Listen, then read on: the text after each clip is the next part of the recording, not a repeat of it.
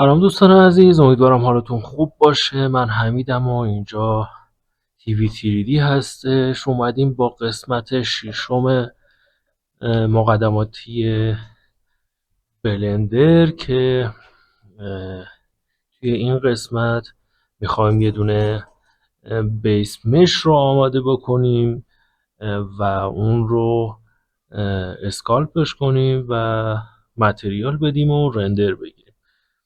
برای این کار من حالا قصدم اینه که این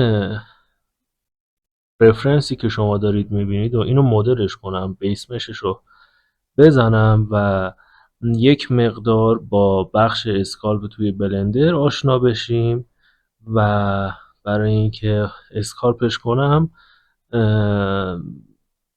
میخوام ببرمش داخل نرم افزار زیبراش و اونجا اسکالپ روش انجام بدم، اون دیتیل هایی که نیاز دارم و بهش اضافه بکنم و بعد از اون آن رپش کنم و توی نرم افزار سابستنس پینتر متریال بهش بدم و اگر بشه میخوام توی نرم افزار مارموست اونجا یک رندر ازش بگیرم. خب بریم که شروع کنیم مدل سازی این قسمت رو. اول کار ما یک تحلیل بکنیم ببینیم از چه بخشایی ساخته شده. خب این قسمت های پایین که شما دارید میبینید خب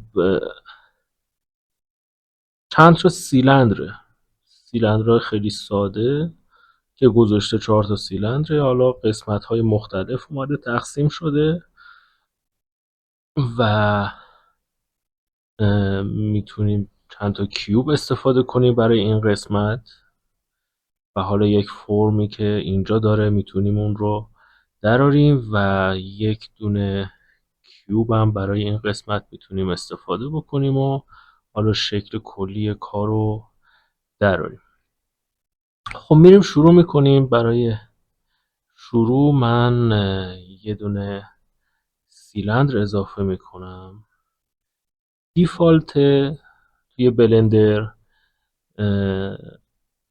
ارتفاع سیلندر 2 متره. من اینجا میام اینو تغییرش میدم، مثلا میذارمش روی میذارمش روی 30 سانت. به نظرم اوکی باشه. ارتفاعش رو روی 30 سانت بذاریم. از این قسمت ارتفاع رو بذارم روی 30 سانت ببینم به چه صورتی میشه. یکم این دوتا رو اگه من بگیرم، یعنی کلیک کنم روی این و بیام پایین جفتش رو انتخاب بشه، فقط این دوتا رو میتونم تغییرش بدم. یک مقدار بزرگ بشه. میخوام یه خورده آبجکتم به نظرم 5 باشه اوکیه. ببینیم به چه صورته. 5 متر در ارتفاع یکم کم کنم. 25 بذاریم ببینیم. خب این اوکی. تا اینجا بیایم بالا. من این رو بیایم کمش بکنیم. 4.5 بیایم کم بشه. 4.3 به نظرم خوبه.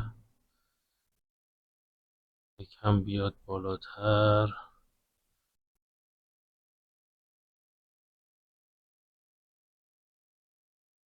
حالا اونو 7 اومدیم پایین. 7 دهم اومدیم پایین. اینم بخوایم 7 دهم بیایم پایین.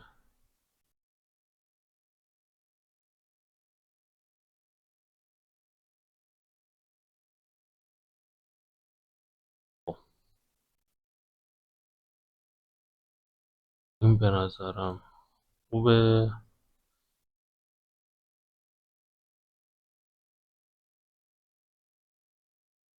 اینجا قرار بگیره. اینم 17 بخواد بیاد پایین به این شکل.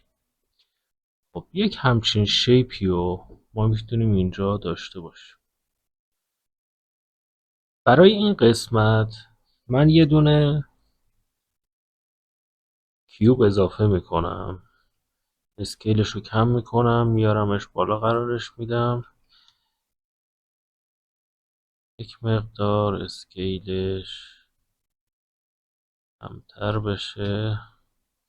اینجا اوکی به نظرم، بالاتر بیاد توی همچین ارتفاعی. یک مقدار بزرگتر بشه اسکیل. خب الان به نظرم اوکیه. من این فیس بالا رو پاک میکنم. برای این قسمت پایین من یه دونه لوپ قرار بدم که یه دست من اینو خاموش کنم. یه لوپ میندازم اینجا، اورژین تو جیومتری، و این رو یک مقدار بزرگش میکنم. این رو میارمش پایین تر به این شکل و یه دونه لوپ دیگه اینجا اضافه میکنم. اینو میارمش اینجا و یه دونه لوپ دیگه با اس، اینو درستش میکنم.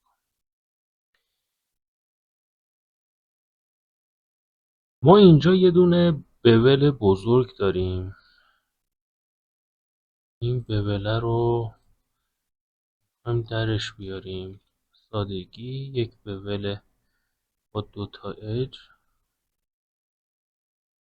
همچین شکلی در میاد.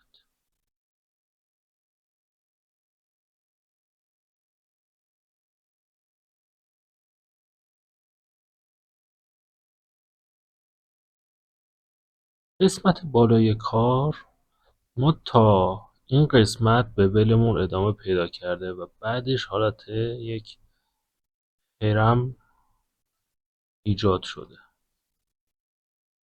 برای اینکه این قسمت رو ما دراریم، من یه دونه لوپ اینجا قرار میدم، یه دونه لوپ هم اینجا قرار میدم و یه حدی برای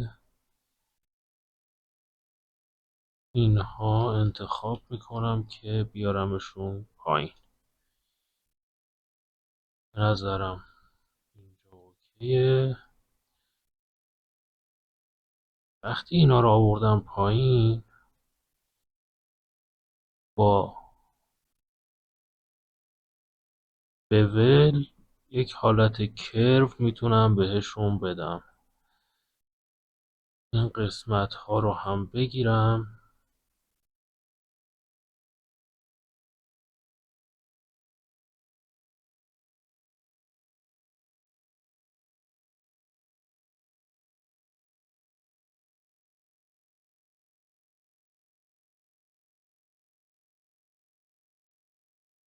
هم پایین تر بیام.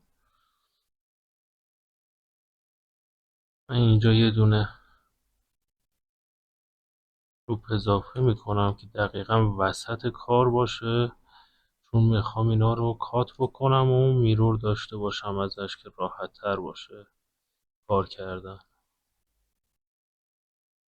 این قسمت رو حذف کنم، قسمت رو حذف کنم، کنترل آی دیلیت فیس. خب من یه دونه میرور میدم که دوباره آبجکتم درست بشه. الان اینها رو اگر من بیام و یه مقدار جابجا بکنم، روی کل آبجکتم تاثیر میذاره و نیاز نیست یکی یکی اونا رو تنظیم بکنم.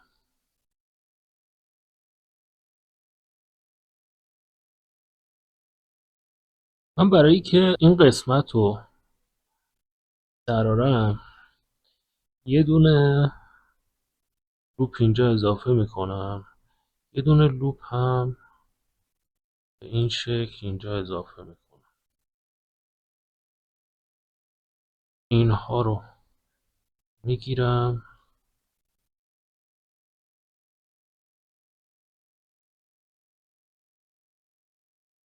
لوپ این برم اضافه کنیم میشه.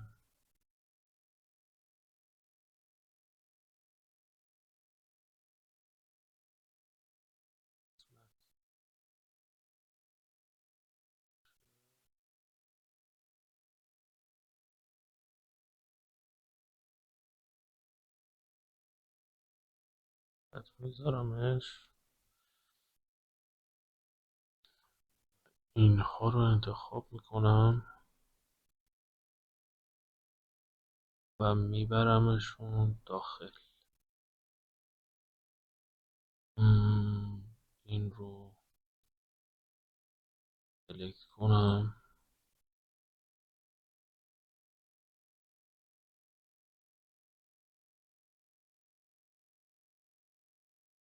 به این شکل.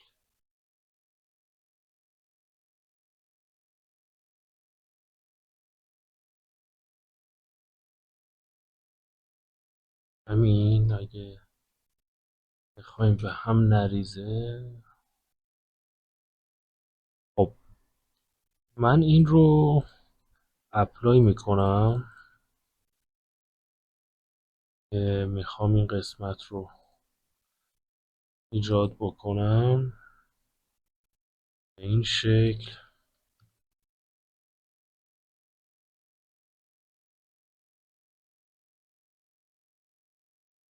داشته باشیم این رو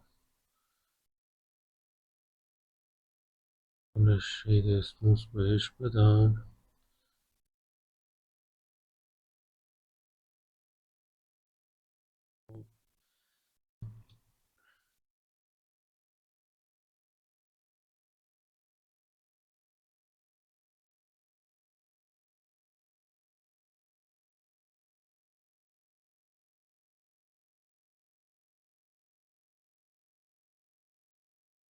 به این شکل ایجاد بشه و اینجا کنترل F گرید فیل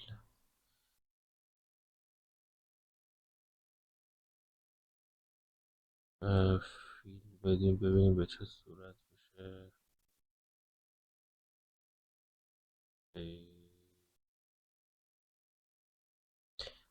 خب اینو فعلا همینجوری نگهش میداریم.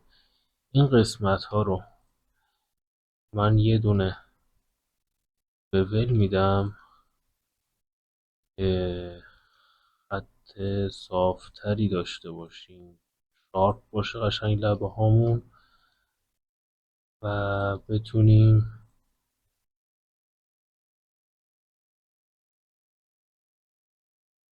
تاب دیواید بهش بدیم.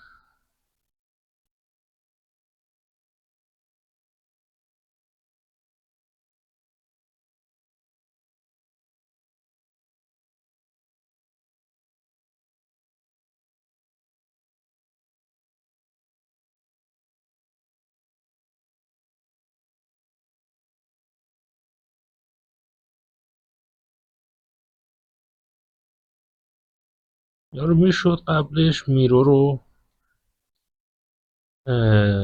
نگه داشت و روی یک چهارمش کار کرد و بقیه چیز شد، ولی خب برای این قسمت نیاز بود من میرو رو بهش اعمال بکنم که بتونم این حالت کرو اینجا رو درارم. خب من یه دونه چک بکنم ببینم کجاها دیگه باید سلکت بشه.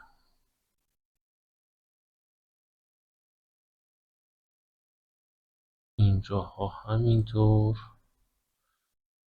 سلکت بشن. این قسمت بالا سلکت نشده.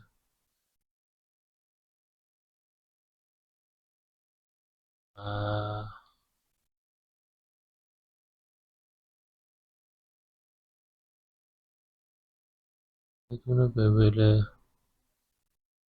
چیک میتونیم اینجا بهش بدیم، تاب دیوایدش کنیم ببینیم به چه صورتی میشه. موردی اگر باشه یه ساب دیواید باید به ما نشون داده بشه.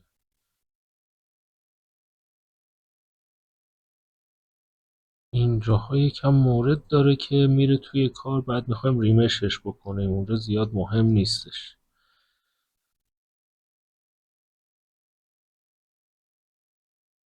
برای این قسمت من این فیس ها رو انتخاب میکنم و میام از حالات دیت مود بیرون، یه دونه کیوب اضافه میکنم.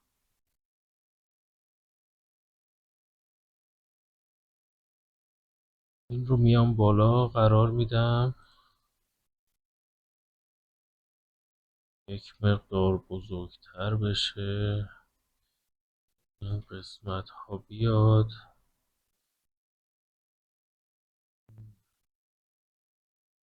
به نظرم اینجا اوکیه.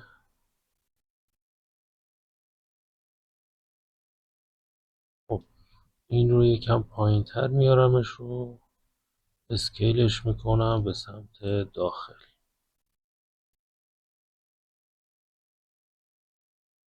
برای این قسمت وسط هم یه دونه لوپ اضافه میکنم و این رو میارم پایین تر که قشنگ داخل کار قرار بگیره.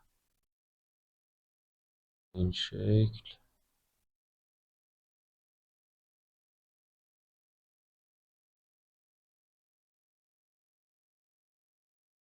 این قسمت ها رو من پاک میکنم، ببینیم که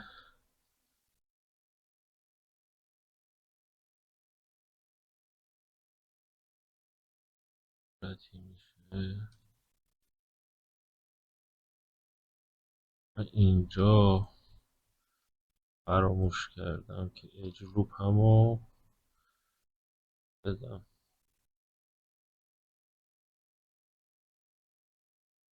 ببخشید بولم اینجا فراموش کردم که یه دونه بول رو انجام بدم، شارپ نبود لبه. برای همین رو اعمالش میکنم و این رو پاکش میکنم. این صورت بشه.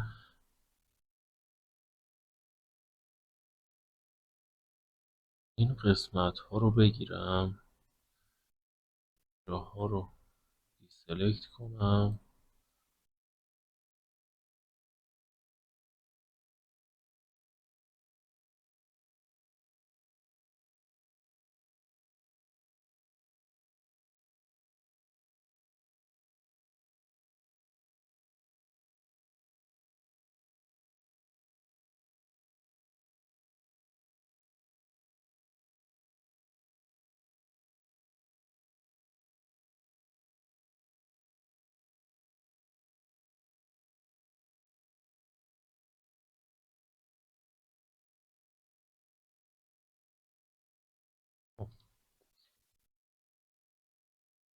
این قسمت ها رو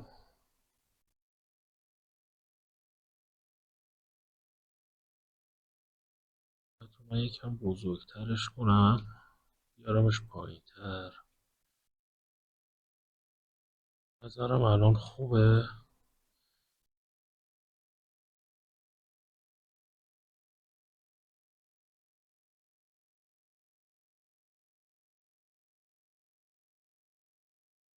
قسمت های پایین هم من سلکت کنم که اگر آب دیواید دادیم جمع نشه، بیاد از مشمون بیاد بیرون. به این صورت.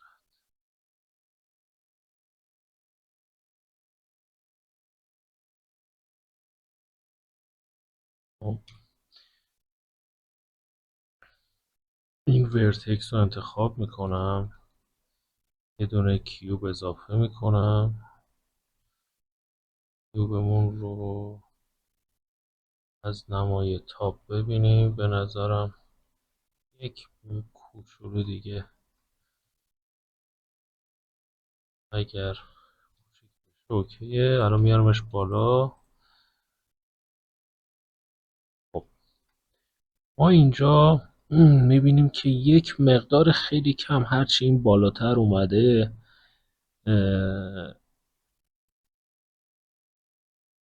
باریکتر شده، ولی خب اونقدر محسوس نیستش. به خاطر همین من یه مقدار خیلی کم این رو جمعترش میکنم. یه دونه لوپ کات اینو خاموش کنم. یه دونه لوپ کات این قسمت قرار میدم، به ولش میکنم. این رو اکسترود فیس الاین نورمال به این صورت بشه. این قسمت بالا رو هم بگیرم نزدیکش میکنم و هم جمع میکنم به هم دیگه. از سنتر مرجشون کردم به هم. یکم بلندتر بشه. و اینو باید من ببل بهش بدم و الان به نظرم خوبه. این قسمت ها رو سلکت میکنم، یه دونه ببل هم به این قسمت ها میدم.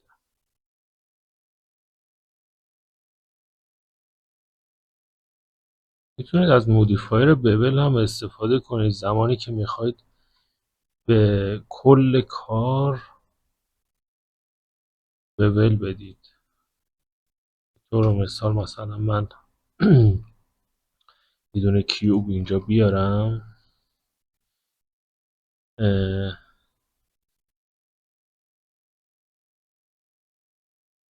اینجا اگر ببل رو انتخاب بکنم میاد به ما میگه ببلتون به چه صورتی میخواد باشه، سایز ببلتون رو، اون سگمنت هایی که روی ببل نیاز دارید و اگر من الان لوپ اینجا ایجاد بکنم، ببخشید، و اگر لوپ اینجا ایجاد بکنم اینها رو اگر لیمیتد متد رو روی ورتکس گروپ یا ویت قرار بدم تغییر کنم، مثلا روی انگل که قرار بدم روی زاویه ها فقط میاد تأثیر میذاره و اون ببل رو برای شما انجام میده. روی ویت و ورتکس گروپ که قرار بدم این میاد روی همه قرار میگیره و اون ببل رو روی همه قرار میده، روی کل اجرایی که دارید میاد اون ببلی که انجام دادید و انجام میده. الان روی حالت ویت باشه، انگل میبینید که کجا قرار میگیره، ورتکس گروپ هم که روی همه اونها، همه اون سگمنت هایی که هستش میاد ببل رو انجام میده.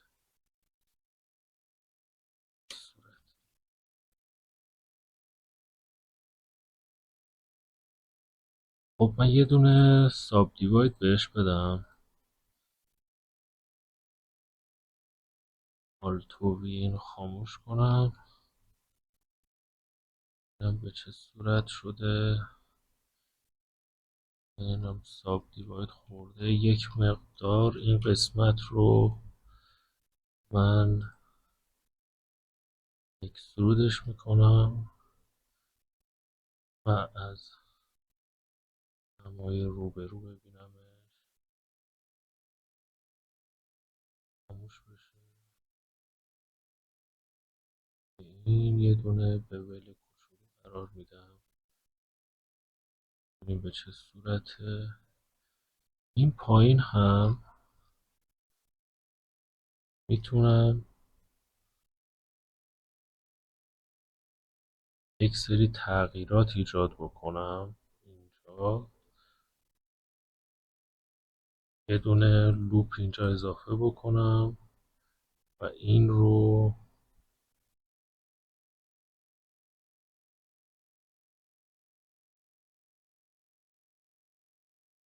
قرارش بدم اینجا.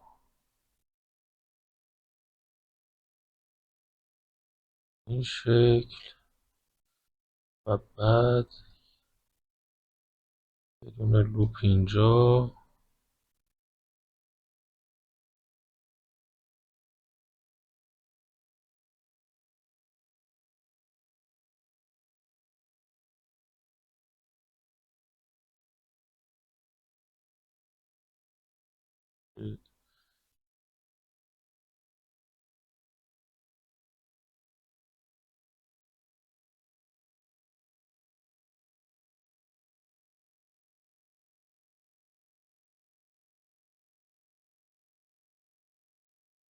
صورت بشه. میتونم این قسمت ها رو برای این قسمت ها میتونم چند تا کار انجام بدم. میتونم اینو جدا کنم. Shift دی پی. الان ما یک سری سگمنت داریم اینجا دیگه. اینا رو من بگیرم بعد میرورشون کنم. یه این قسمت ببخشید اج دیلیت بشه. یه این قسمت هم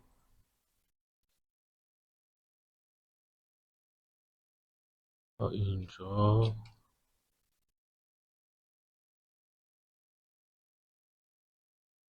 ترانسفورم اینو بیایم کانورتش کنیم. کانورتش میکنیم به کرو و توی کرو میام قسمت جیومتری یک کوچولو این زیاده. میایم 7 ببینیم چجوریه. 5 این نما ببینیمش یک مقدار بزرگتر بشه. 6 اوکی به نظرم. خب اینا رو من بیارمشون پایین تر.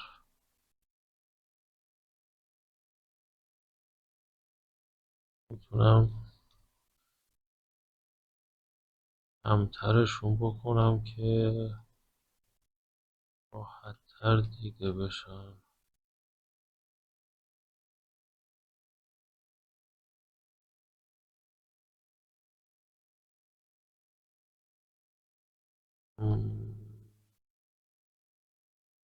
دقیقا روی کار قرار بگیرم من این حرکت رو انجام میدم.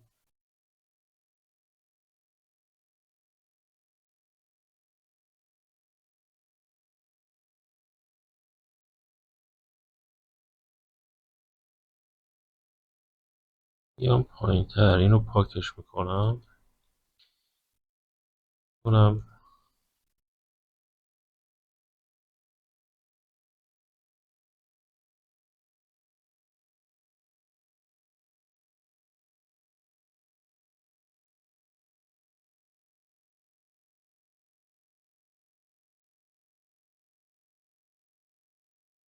این صورت.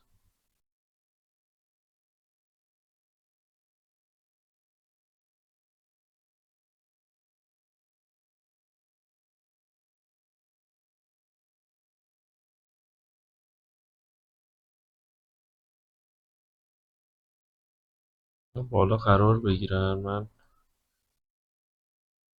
اینها رو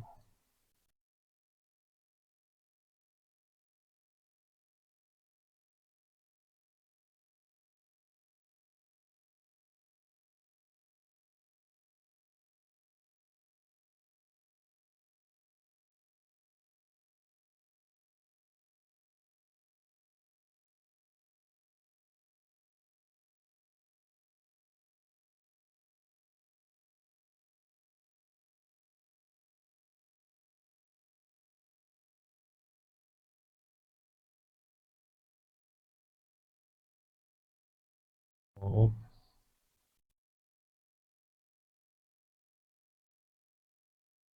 من اینو روی بیس قرار بدم.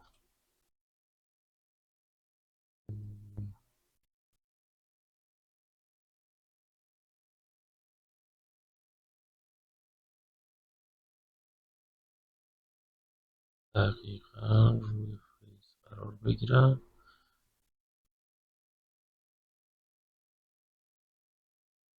ایکس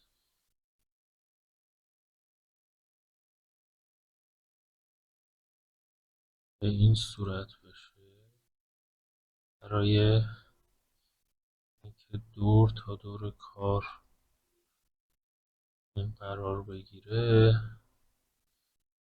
این صورت میتونیم ازش استفاده کنیم.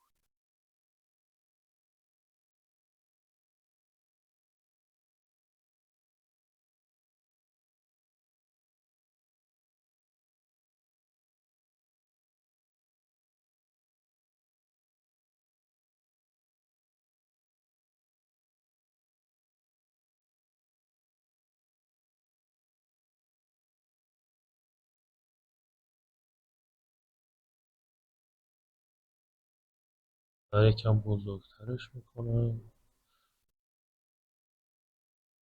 به این صورت.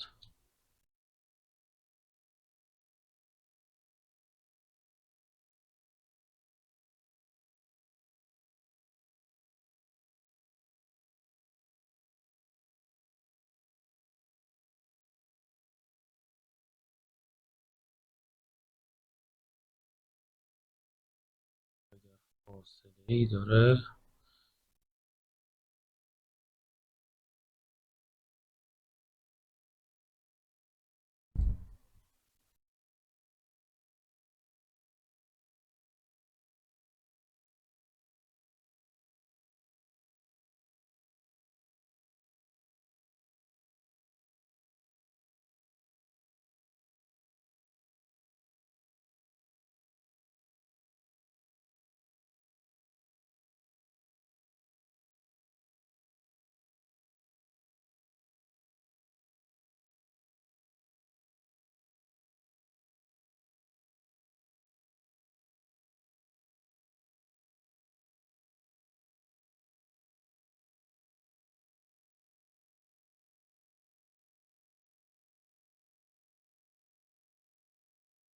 کانورتشون میکنم به مش فید اسموث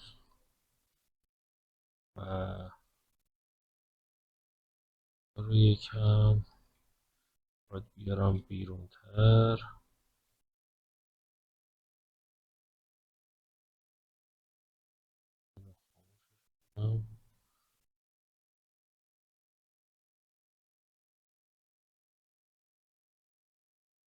این قسمت هم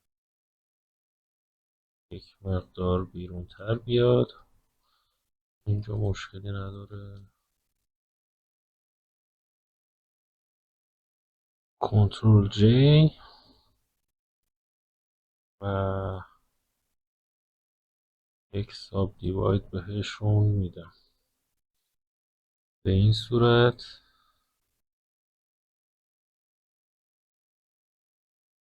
و این از این. برای این قسمت هم من کنترل جی میزنم انتخاب بشه، ببل رو بهشون میدم، روی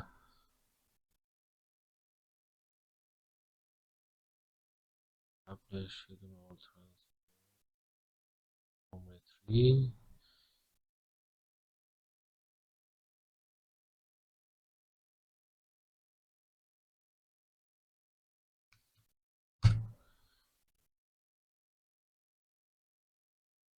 یه دونه سگمنت اضافه میکنم اینجا و این رو اپلای میکنم به کار.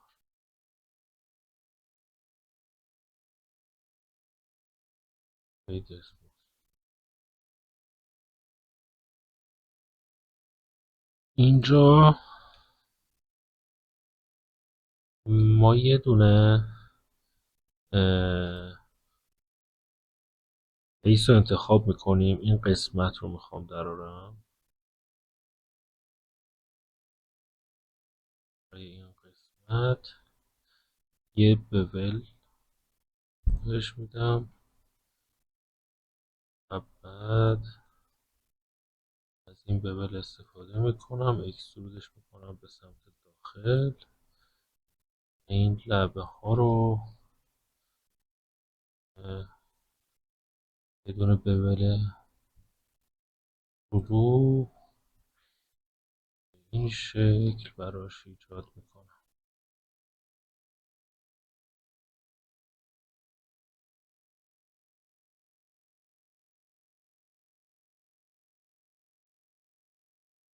خب به این صورت اینها ایجاد شدن. یه چک کلی بکنیم کارو، اگر موردی هست انجام بدیم. این قسمت ها رو توی زیبراش میتونیم دراریم. برای همین من اینجا نمیام که بخوام وقتم رو روش بذارم. فقط تنها کاری که میکنم اینجا اینه که اینها رو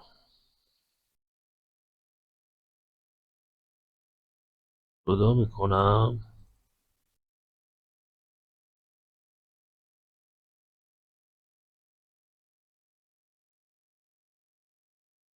و بعد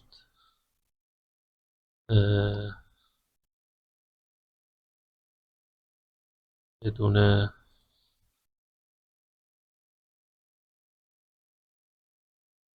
گرید فیل بهشون میدم که توی نرم افزار زیبراش راحت تر بتونیم کارمون رو انجام بدیم. فیس ها رو پاک میکنم، روی حالت اج گرید فیل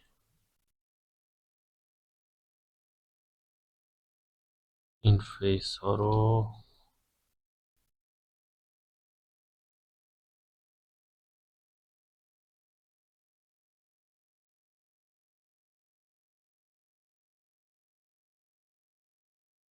گرید فیل و این فیس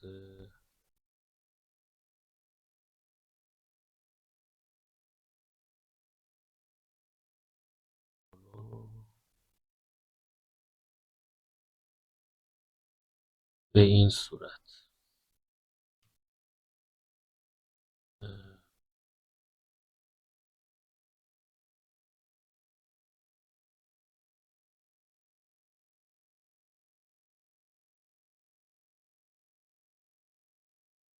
این مورد دیگه ای نیستش.